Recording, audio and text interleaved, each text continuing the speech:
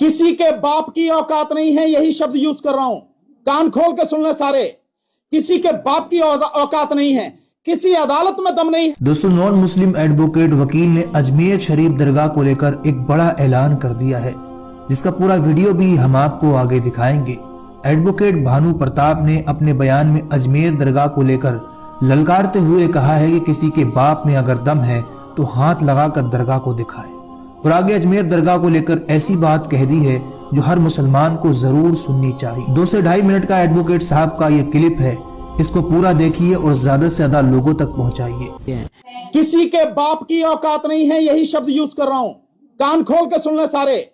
किसी के बाप की औकात नहीं है, किसी अदालत में दम नहीं है जो इस मस्जिद को मंदिर बना दे या अजमेर शरीफ की दरगाह को मंदिर बना दे या खोद के दिखा दे। कैसे दे सकते हैं आप सर्वे का ऑर्डर, और कैसे उस ऑर्डर को आप सही ठहरा सकते हैं जब ये कानून कह रहा अबे विष्णु शंकर या और भी कोई, क्या इस कानून से बड़ा है तू, या तेरे जैसे जितने भी हैं कि कानून से बड़े हैं, वो क्या देश कानून से चलेगा या तेरे सपने से चलेगा या किसी के सपने से चलेगा?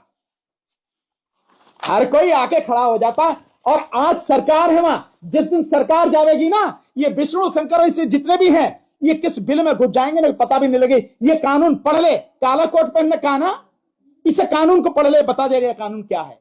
शासन प्रशासन की बिल्कुल आत्मा मर चुकी है, मन मस्तिष्क बिल्कुल उसमें कूड़ा भरा हुआ है।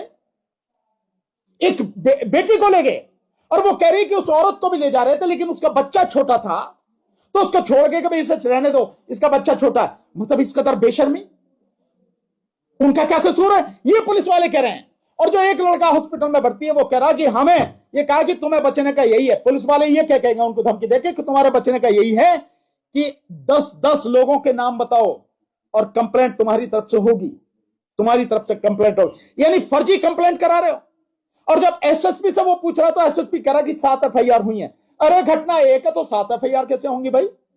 और उसमें ये मजेदार बात बता रहा कि 4 एफआईआर जो हैं वो लोगों की तरफ से हैं और 3 एफआईआर पुलिस की तरफ से हैं। और एक और आपने देखा होगा उसी वीडियो में एक बात है कि जो जिस शाही मस्जिद पर झगड़ा हुआ है, एक लड़के को गोली वहां नहीं मारी गई, एक लड़के को दूसरी जगह मारी गई। कैसे मारी गई दूसरी जगह? झगड़ा तो वहां हो रहा था। क्या ये सारे सवाल नहीं है? क्या ये गंभीर सवाल नहीं है? लोगों को जिस तरह से मारा गया है, जिस तरह से सारी चीजें हुई हैं और पुलिस वालों को भी चोट लगी, ये घटना जिसके लिए कलेक्टर, एसएसपी, ये सारे लोग जो, और सबसे ज्यादा जिम्मेदार वो अदालत जिसने आदेश किया सर्वे का। लेकिन अब कोर्ट में से कहा जा रहा है कि जो एएसआई है, एएसआई के अनुसार तो उस जामा मस्जिद में एएसआई के अंडर आता है तो उसमें कुछ कंस्ट्रक्शन या कुछ मॉडिफाई नहीं कर सकते, लेकिन उसमें मॉडिफिकेशन हुए हैं। मॉडिफिकेशन की बात ही नहीं है भाई। नहीं, अब तो आप जो चाहे तर्क दे दो आप भाई, तर्क आपके हैं। क्या बाकी जो लोग हैं उन्होंने जाके देखा है कि तुम जो कह रहे हो? ये तो डिटेल जांच का विषय है, चर्चा का विषय है। दिखा भाई तेरे पास क्या सबूत है? वो तो नहीं है ना। और जब आप हो भी रही है, माना आप सर्वे कर रहे हैं, तो रिपोर्ट आप कैसे पब्लिक कर दो?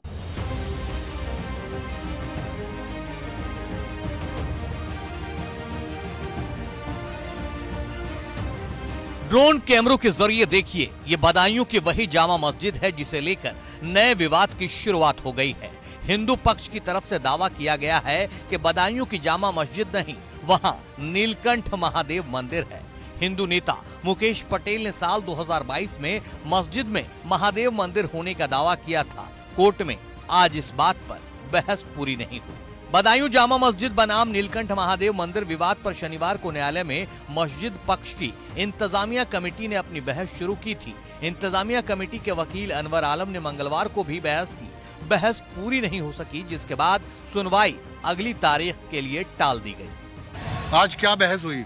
आज बहस ये हुई कि जो मुकदमा दायर करा है, इन्हें मुकदमा दायर करने का कोई हक नहीं है, और इन्होंने खुद जो है हमें जो पार्टी बनाया उसमें लिखा है कि मंदिर तोड़ के मस्जिद बनाए कि जिसका कोई अस्तित्व नहीं है उसकी तरफ से कोई मुकदमा दायर नहीं कर सकता। ना कोई जैसे डेड पर्सन की तरफ से कोई प्रतिनिधि के लिए मुकदमा दायर नहीं कर सकता, ऐसे ही अगर लीगल पर्सन है अगर वो भी, तो डेड लीगल पर्सन के हिसाब से मुकदमा नहीं दायर। उनका तो कहना उनके पास सारे साक्ष्य हैं। साक्ष्य मतलब क्या है? अभी कोर्ट डिसाइड करेगा। साक्ष्य उन पर तो कुछ भी नहीं है। अगर उन पर साक्ष्य होता तो पहले ही मुंसरिफ रिपोर्ट लगी थी, 2 चीज़ें मांगी थी, 180 की दरख्वास्त के आप दें और के आप 108 की दरख्वास्त और जो है ओनरशिप के कागज दाखिल करें। आज तक नहीं दाखिल किया है। वकील साहब आपने अपने क्या साक्ष्य पेश किए हैं? हमें ये कि हमारा 1272 में दर्ज है जामा मस्जिद, वही एक आखिरी बंदोबस्त है, और हमारा वक्फ में दर्ज है 1936 में वक्फ में दर्ज है, और हम जी और कितनी देर आपकी बहस चली और अगली तारीख क्या है? 10 दिसंबर तारीख है, तो हमारी करीब 40 मिनट बहस है। मुस्लिम पक्ष के वकील की दलील है कि ये मुकदमा चलने लायक ही नहीं है, साजिश के तहत ऑर्डर पास किया गया है। हालांकि इस मामले में पहले सरकारी पक्ष की तरफ से बहस शुरू की गई थी जो पूरी हो चुकी थी। बात चलने लायक है या नहीं, इस पर सुनवाई अब 10 दिसंबर को होगी। इससे पहले शनिवार को सुनवाई हुई थी, जिसके बाद ऑल इंडिया मजलिसे इत्तेहादुल मुस्लिमीन के राष्ट्रीय अध्यक्ष असदुद्दीन ओवैसी ने एक्स पर टिप्पणी की थी। उन्होंने एक्स पर लिखा था, बदायूं